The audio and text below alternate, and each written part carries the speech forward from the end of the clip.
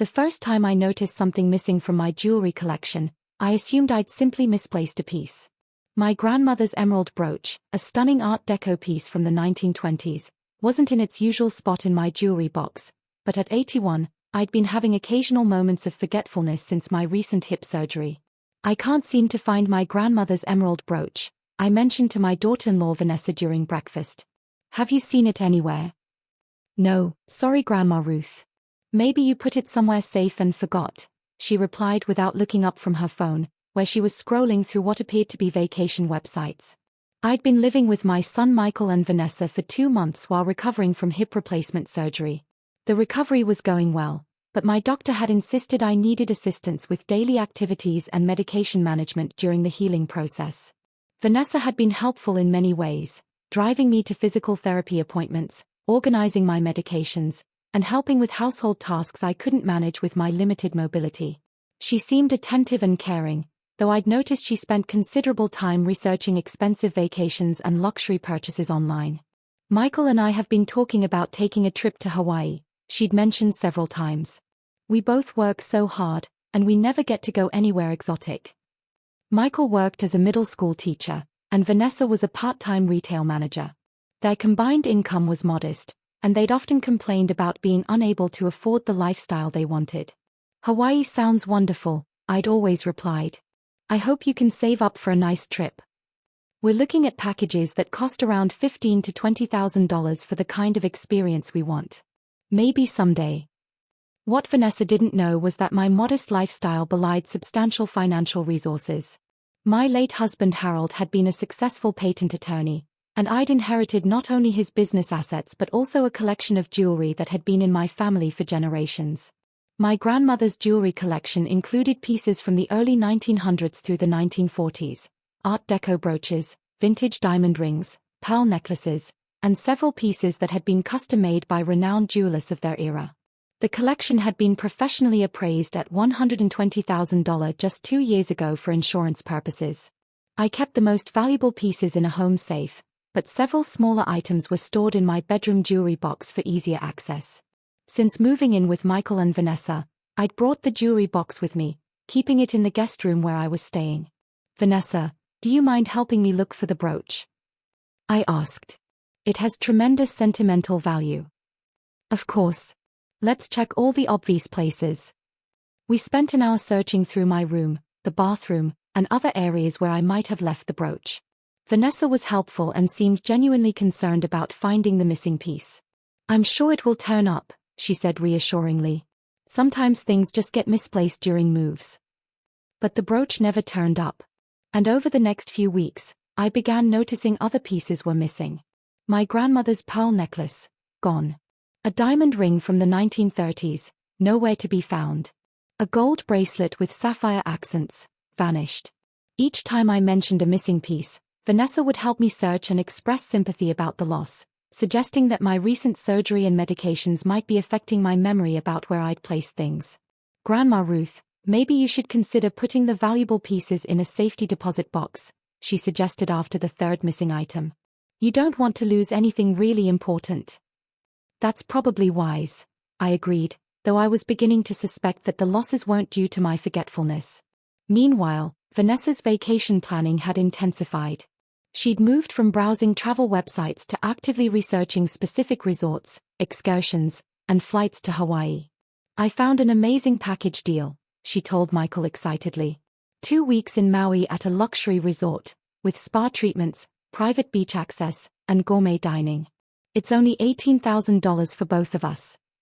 Vanessa, we don't have $18,000, Michael replied practically. I know, but I've been thinking about ways we could make it work. Maybe we could get a loan, or use credit cards, or we could save up for a more affordable vacation, Michael suggested. But this is a limited time offer. And we deserve to experience luxury once in our lives.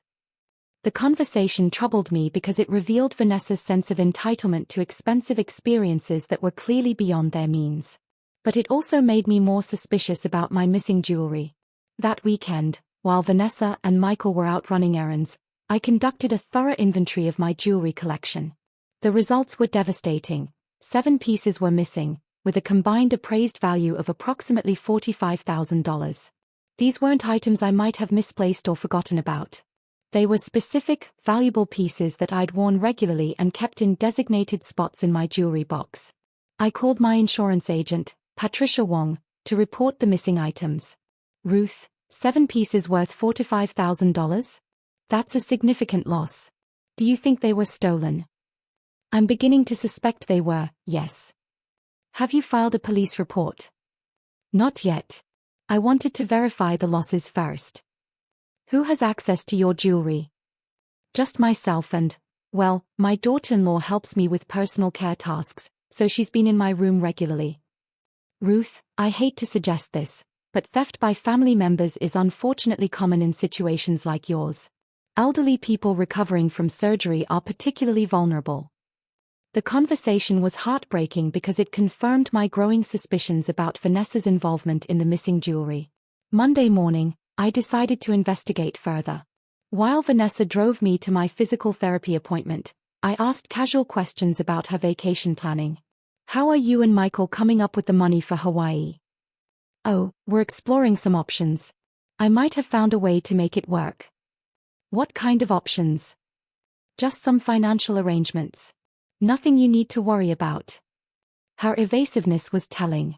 Vanessa had gone from having no money for an expensive vacation to having financial arrangements that would make an $18,000 trip possible. That afternoon, I called a private investigator, James Morrison, who specialized in theft cases involving elderly victims. Mr. Morrison, I believe my daughter-in-law may be stealing my jewelry to fund a vacation.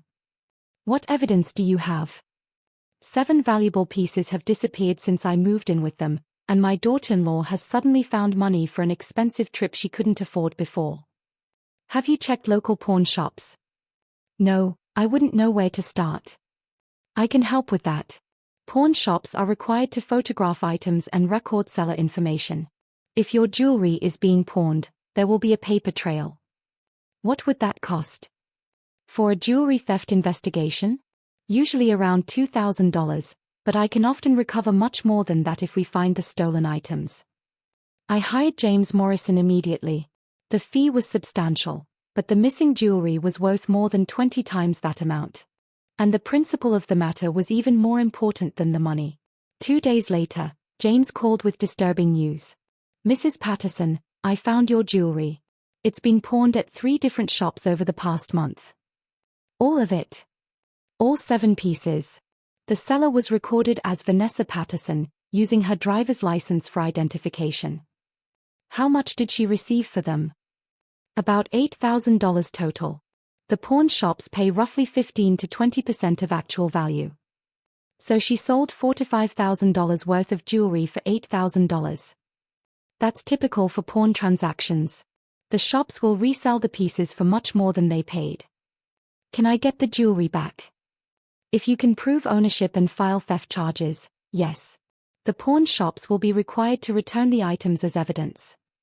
That evening, Vanessa made an announcement that confirmed everything I'd suspected. Guess what? Michael and I booked our Hawaii trip. We're leaving next week for 2 weeks in Maui. Michael looked shocked. Vanessa, how did you come up with the money? I found some items to sell that I wasn't using anymore. Family heirlooms that were just sitting around collecting dust. Family heirlooms. She was describing my stolen jewelry as her unused possessions. What kind of heirlooms? I asked carefully. Just some old jewelry pieces that weren't being worn. I figured it was better to sell them and create memories than to let them sit in a box forever. Whose jewelry was it originally? Family jewelry that's been passed down. You know how it is. People accumulate things over the years that they never actually use.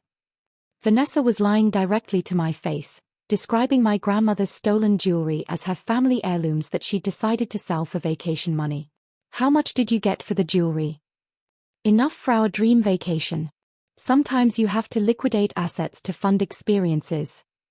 That's wonderful that you found a way to afford the trip, I said, maintaining my composure while mentally preparing for the conversation I'd have with Detective Morrison in the morning. That night, I documented everything I could remember about the missing jewelry, the timeline of the disappearances, and Vanessa's statements about funding the vacation. I also prepared copies of my insurance appraisals and photographs of the stolen pieces.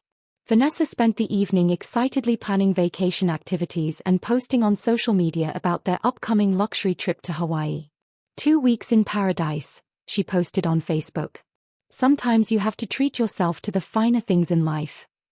I screenshot every post, every comment, and every detail about the vacation that my stolen jewelry was funding. What Vanessa didn't realize was that her social media enthusiasm for the stolen jewelry-funded vacation was creating a detailed evidence trail that would be crucial for the prosecution case I was about to initiate. She thought she'd cleverly converted my family heirlooms into her dream vacation. What she'd actually done was create a perfect documentation trail for a federal theft case that would destroy her life far more thoroughly than any vacation could improve it. Tomorrow, I would file theft charges that would turn her Hawaiian paradise into a legal nightmare that would follow her for decades. But tonight, I sat quietly in my room, grieving for the family relationships that had been destroyed by someone who thought my grandmother's century-old jewelry was worth less than 2 weeks of luxury vacation. Friday morning, while Vanessa was getting her nails done for the Hawaii trip, I met with Detective Sarah Chen to file formal theft charges and provide evidence of the jewelry theft. Mrs. Patterson, this is one of the most well-documented theft cases I've seen, Detective Chen said after reviewing my evidence file. You have appraisals, photographs, pawn shop records, and social media posts documenting the use of stolen funds. What happens next? We'll arrest your daughter-in-law, probably today. The evidence is overwhelming, and the pawn shop records provide clear proof of the theft. Will she be able to go on her vacation? Not unless she makes bail and hasn't been restricted from travel. But Mrs. Patterson, this isn't just local theft anymore. What do you mean? The total value of the stolen jewelry exceeds federal guidelines for grand theft. This will likely be prosecuted as a federal crime, especially since she transported and sold stolen goods across state commerce lines. Federal crime. Vanessa's vacation funding scheme had escalated from family theft to federal prosecution. What's the difference? Federal theft charges carry much harsher penalties. We're talking about potential prison sentences of 5 to 10 years, plus restitution and massive fines. And the jewelry. The pawn shops will be required to return everything as evidence. You'll get your grandmother's collection back. That afternoon, Vanessa returned home with freshly manicured nails and a suitcase ready for Hawaii, completely unaware that her vacation was about to be replaced by an arrest and federal charges. I'm so excited I can barely stand it, she told me, showing off her vacation outfits. Tomorrow at this time, we'll be sipping mai tais on a private beach in Maui. That sounds wonderful, dear. I can't believe we're actually doing this. It feels like a dream come true. At 4 p.m., Detective Chen arrived with 2 federal agents and an arrest warrant. Vanessa Patterson. Yes. You're under arrest for theft of property worth over $50,000, interstate transportation of stolen goods, and fraud. The color drained from Vanessa's face as the handcuffs were applied. This has to be some kind of mistake. We have evidence that you pawned jewelry belonging to Ruth Patterson without her knowledge or consent, then used the proceeds to fund personal expenses. But that jewelry wasn't being used. It was just sitting in a box. That doesn't give you the right to sell property that doesn't belong to you. Michael arrived home just as they were putting Vanessa in the police car. What's happening? What's going on? Your wife has been arrested for theft of your mother's jewelry collection, Detective Chen explained. That's impossible. Vanessa said she sold family heirlooms. She did sell family heirlooms, Mr. Patterson. Your family's heirlooms. Without permission and without ownership rights. Michael stared at me in shock. Mom, Vanessa stole your jewelry. 7 pieces worth $4,000 to $5,000. She pawned them to pay for your Hawaii vacation. I had no idea. She told me she'd found some old jewelry to sell. She found it, all right. In my jewelry box. The next few hours were a blur of police interviews, evidence collection, and legal consultations. Michael was devastated to learn that his wife had stolen from his recovering mother to fund a luxury vacation they couldn't afford. Mom, I'm so sorry. I should have questioned where Vanessa got the money. You couldn't have known she was stealing from me. But I should have been suspicious when she suddenly had money for an expensive trip we couldn't afford. What matters now is that the truth is revealed and justice is served. Vanessa spent the weekend in jail, unable to make the $50,000 bail that had been set. Her Hawaii vacation became a jail cell, and her social media posts about paradise were replaced by desperate messages from friends asking why she'd been arrested. Monday morning, the case took an even more serious turn. When federal prosecutors took over from local authorities. Mrs. Patterson, federal prosecutor David Kim explained, "Your daughter-in-law is facing federal charges because the value of the stolen property and the interstate commerce implications elevate this beyond state jurisdiction." What does that mean for her? It means she's looking at 5 to 10 years in federal prison, plus full restitution, plus substantial fines and court costs. And for the family? That depends on whether your son was aware of the theft. If he genuinely didn't know the jewelry was stolen, he won't face charges. Michael cooperated fully with the investigation, providing access to their financial records, travel bookings, and communications about the vacation planning. The evidence showed that Vanessa had systematically lied to him about the source of their vacation funding. She told me she'd inherited some jewelry from her grandmother and decided to sell it for the trip, Michael explained to investigators. "I never questioned it because she showed me photos of old jewelry that looked like family pieces." Were those photos of your mother's jewelry? They must have been. Vanessa had been taking pictures of Mom's jewelry box for weeks, claiming she was interested in vintage styles. The investigation revealed that Vanessa had been planning the theft for over a month, researching pawn shops, documenting my jewelry collection, and timing the thefts to coincide with periods when I was at physical therapy or doctor appointments. This wasn't impulse theft, Prosecutor Kim explained. This was a carefully planned operation to steal valuable jewelry from a vulnerable elderly woman recovering from surgery.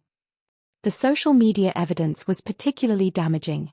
Vanessa had posted dozens of photos from her planned Hawaii trip, including specific details about expensive restaurants, luxury spa treatments, and premium resort accommodations, all funded by my stolen jewelry. She documented everything, Detective Chen noted. Every expensive meal, every luxury service, every upgrade they planned to enjoy. She essentially created a photo diary of how she intended to spend the proceeds from your stolen jewelry. 2 weeks after Vanessa's arrest, the pawn shops returned my grandmother's jewelry collection. Seeing those pieces again, the emerald brooch, the pearl necklace, the diamond rings, was overwhelming. "Your grandmother would be heartbroken to know how her jewelry was treated," I said to Michael as we examined the recovered pieces. "Mom, I'm devastated that Vanessa did this to you. She stole family history, not just valuable objects. What hurts most is that she saw these pieces, jewelry that's been in our family for over a century, as nothing more than funding for a vacation. What happens to our marriage now? That's up to you, Michael. But you should know that Vanessa showed no remorse when she was arrested. She kept insisting that the jewelry wasn't being used, as if that justified stealing it." Michael filed for divorce the following week, unable to reconcile his marriage with his wife's systematic theft from his recovering mother. 3 months later, Vanessa pled guilty to federal theft charges in exchange for a sentence of 6 years in federal prison with restitution of the full appraised value of the jewelry plus court costs and penalties. "Your Honor," she said during sentencing, "I know what I did was wrong. I got caught up in wanting a luxury vacation we couldn't afford, and I made terrible decisions." "Ms. Patterson," the judge replied, "you didn't make terrible decisions. You made criminal decisions. You systematically stole valuable family heirlooms from an elderly woman recovering from surgery. You planned this theft over weeks, executed it methodically, and showed no remorse when confronted. I was going to pay her back eventually. With what money? You spent the proceeds on vacation expenses that provided no lasting value and generated no income. This wasn't borrowing, this was theft." The sentencing included not only prison time but also a lifetime ban on having access to elderly people's financial accounts or valuable possessions, plus requirements to complete courses on elder abuse prevention. But perhaps the most fitting consequence was that Vanessa's social media posts documenting her planned luxury vacation became evidence exhibits in a federal court case that destroyed her freedom for years. Every photo she'd posted about expensive dinners was entered as evidence of her intent to spend stolen funds. Every spa treatment she'd bragged about became documentation of her systematic exploitation of an elderly theft victim. The Hawaii vacation she'd been so excited about, the luxury resort, the private beach access, the gourmet dining, all became federal evidence of her callous disregard for my financial security and family heritage. Instead of 2 weeks in paradise, Vanessa got 6 years in federal prison. Instead of my ties on a private beach, she got a prison cell and a criminal record that would follow her forever. Most importantly, instead of the respect and appreciation that family members should show for elderly relatives' possessions and history, she demonstrated that she saw my grandmother's century-old jewelry as disposable funding for her immediate gratification. The evidence trail she'd created through her enthusiastic vacation planning had led straight to federal prosecution and the destruction of every relationship that had mattered in her life. 1 year after Vanessa's conviction, I received an unexpected letter from her in federal prison. The tone was dramatically different from the entitled woman who had stolen my jewelry for vacation money. "Dear Mrs. Patterson," it began, "I know my apology means nothing after what I did to you, but I need you to know that I understand now how profoundly I violated your trust and your family's history. I've been working with a counselor here who specializes in theft crimes, and she's helped me see that what I did wasn't just stealing jewelry, it was destroying family heritage for momentary pleasure. Your grandmother's jewelry collection represented over a century of family history, marriages, celebrations, and memories. I treated those irreplaceable pieces like they were disposable commodities that existed for my convenience. I convinced myself that because you weren't wearing the jewelry daily, it wasn't important to you. But I now understand that the value of family heirlooms isn't measured by frequency of use, it's measured by the love, history, and memories they represent. I traded your family's heritage for 2 weeks of vacation experiences that are now just photographs. I exchanged irreplaceable artifacts for replaceable pleasures. I destroyed relationships that could have lasted a lifetime for gratification that lasted a few days. I can't undo what I did. I can't restore the trust one violated or repair the family relationships I damaged.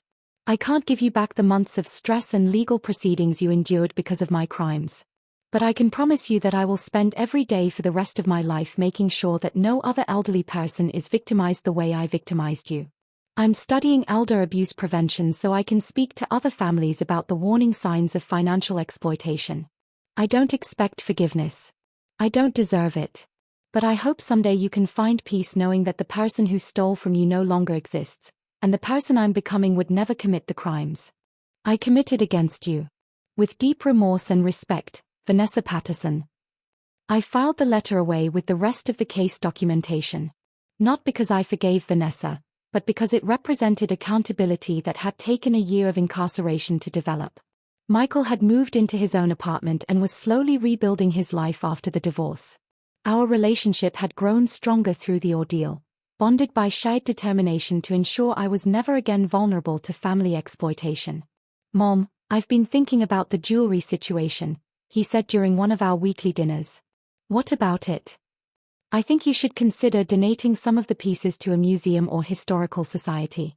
That way they'd be preserved and protected, and other people could appreciate their historical significance." "That's an interesting idea." Vanessa saw them as disposable commodities, but they are actually historical artifacts that tell the story of women's fashion and craftsmanship from the early 1900s. Your grandmother would like knowing that her jewelry was being appreciated and preserved rather than hidden away. Over the following months, I worked with the local historical society to donate several pieces from the collection to their permanent exhibit on women's fashion through the decades. The emerald brooch that had first gone missing became the centerpiece of a display about Art Deco jewelry design. These pieces tell the story of women's lives during significant historical periods, explained Dr. Sarah Williams, the museum curator. They are not just beautiful objects, they are historical documents that show how women expressed themselves through personal adornment. Seeing my grandmother's jewelry displayed with proper historical context and appreciation was infinitely more satisfying than knowing they were sitting in a jewelry box, vulnerable to theft by someone who saw them only as vacation funding. The remaining pieces stayed with me, but I'd arranged for them to go to the museum upon my death, ensuring they'd never again be vulnerable to exploitation by family members who might view them as liquidatable assets rather than irreplaceable heritage. 2 years after the theft, I received updates on Vanessa's case through the victim notification system. She was excelling in the prison's financial literacy and elder abuse prevention programs, apparently genuine in her commitment to understanding and preventing the type of crime she'd committed. But the most significant update came from the federal prosecutor's office. Vanessa's case had been used to develop new protocols for investigating elder abuse cases involving theft of valuable family heirlooms. Mrs. Patterson, Prosecutor Kim explained, your case highlighted how social media evidence can be crucial in proving intent and documenting the use of stolen funds. We're now training investigators to look for these digital evidence trails in similar cases. How many similar cases are there? More than you'd imagine. Elderly people with valuable collections are frequently targeted by family members who see the items as unused assets rather than treasured possessions. What's being done about it? Education, mostly. We're working with senior centers and medical facilities to teach elderly people about protecting valuable possessions and recognizing the warning signs of family financial exploitation. 3 years after the theft, I was invited to speak at a conference on elder abuse prevention, sharing my story as an example of how documentation and evidence collection can lead to successful prosecution of family theft cases. The key lesson, I told the audience of social workers, law enforcement officials, and family advocates, is that elder abuse often comes from people the victim trusts most. Family members exploit that trust because they assume their victims won't fight back or won't be believed if they do. What advice do you have for other elderly people with valuable collections? Document everything. Photograph your valuables. Keep records of who has access to them. And remember that family relationships don't give anyone the right to take your possessions without permission. What about the emotional impact? The emotional violation is often worse than the financial loss. When family members steal from you, they're not just taking your property, they're destroying your sense of safety and trust within your own family. The conference attendees were particularly interested in how social media evidence had been crucial to the prosecution. Vanessa documented her entire planned vacation on social media, I explained. Every expensive meal, every luxury service, every upgrade she planned to enjoy with my stolen jewelry money. She essentially created a photo diary of her intent to spend the proceeds from theft. Did you save all of her posts? Every single one. Screenshots, timestamps, comments from friends. It all became evidence that she'd planned to use stolen funds for luxury experiences rather than necessities. What happened to those social media posts during the trial? They became federal evidence exhibits. Her excitement about expensive dinners became proof of her systematic exploitation of an elderly theft victim. 5 years after Vanessa's conviction, Michael remarried, this time to a woman who worked as a geriatric social worker and understood the importance of protecting elderly family members from exploitation. Sarah has completely different values about family relationships and financial responsibility, Michael told me. She sees caring for elderly relatives as a privilege, not a burden or an opportunity. At their wedding, I wore my grandmother's pearl necklace, the same piece that Vanessa had pawned for vacation money 5 years earlier. But now it was part of a celebration based on genuine love and respect rather than exploitation and theft. Mrs. Patterson, Sarah said during the reception, Michael told me about your jewelry collection and what happened with Vanessa. I want you to know that I see those pieces as family treasures that deserve protection and respect. Thank you, dear. Family heirlooms should bring families together, not tear them apart. I also want you to know that if you ever feel unsafe or concerned about anything, you can call me directly. Protecting elderly family members is part of my professional training and my personal values. As I looked around the wedding reception, filled with people who understood that family love means protection rather than exploitation, I reflected on the journey from theft victim to elder abuse prevention advocate. Vanessa had pawned my grandmother's jewelry for a Hawaii vacation that lasted 2 weeks. But the consequences of that theft had created awareness and protection systems that would last for decades. The jewelry had been recovered and was now properly protected and preserved. The thief had been prosecuted and was serving appropriate consequences. Most importantly, the case had contributed to education and prevention efforts that would protect other elderly people from similar exploitation. Sometimes the most expensive vacation you can take is one funded by stolen family heirlooms.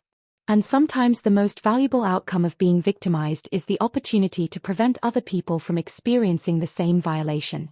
The evidence trail that had led to federal theft charges had also led to justice, education, and protection for other vulnerable elderly people. That legacy was worth more than any jewelry collection, no matter how precious or irreplaceable.